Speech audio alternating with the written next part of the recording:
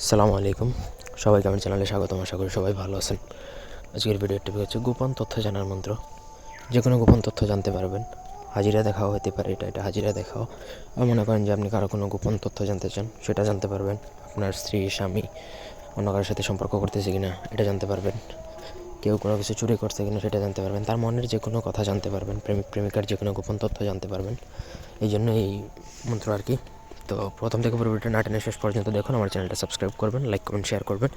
ব্যক্তিগত যে কোনো কাজের জন্য স্ক্রিনে দেওয়া নাম্বারে সরাসরি ফোনে বা হোয়াটসঅ্যাপে যোগাযোগ করে যে কোনো কাজ করাতে পারবেন, দেশে বা দেশের বাইরে থেকে।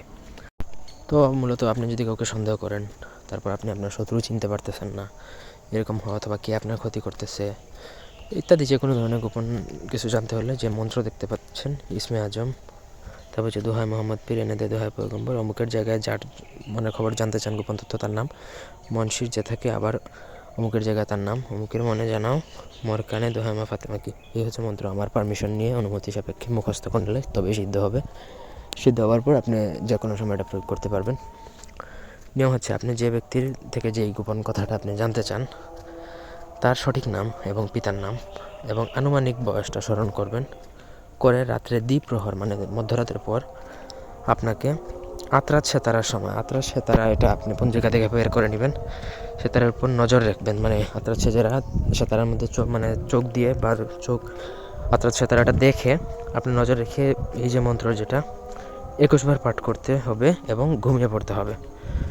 ঠিক আছে? স্বপ্নের মাধ্যমে আপনি যেই বিষয়টা জানতে চান সেটা অবগত হবেন এবং সঠিকভাবে যদি এটা প্রয়োগ করেন তাহলে 1000% শিওর আপনি জানতে পারবেন। তবে কোনো নাজায়েজ উদ্দেশ্যে প্রয়োগ করতে যাবেন না। যেমন এই জিনিসটা বৈধ না, অবৈধ উদ্দেশ্যে আপনি প্রয়োগ করতেছেন, অবৈধ উদ্দেশ্যে কারো গোপন তথ্য জানতে চাচ্ছেন, সেক্ষেত্রে এটা না জানাই ভালো। তবে হ্যাঁ, যদি আপনি এমন কিছু জানতে চান যে আপনার স্বামী পরকীয়া করে কিনা বা স্ত্রী পরকীয়া করে কিনা, সেটা আপনি জানতে পারেন, বা কেউ আপনাকে জাদুটনা করছে কিনা এটা জানতে পারবেন, সমস্যা নেই। আরেকটা জিনিস হচ্ছে, আপনাকে প্রথমত এটার জন্য মন্ত্র সিদ্ধ করতে হবে। দ্বিতীয়ত হচ্ছে আপনাকে পঞ্জিকা আনতে হবে, যে তারা যেটা সেটার দিকে নজর রেখে আপনাকে যেহেতু মন্ত্র পড়তে হবে সেজন্য আপনাকে পঞ্জিকা বের করতে হবে। এবং কিছু কিছু তাবিজের কিতাব, সেগুলোতেই অর্থাৎ সেতারার কীটা থাকে।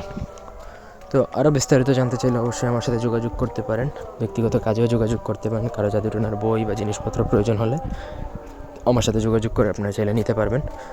তো এই ছিল আজকের ভিডিও। ধন্যবাদ সবাইকে।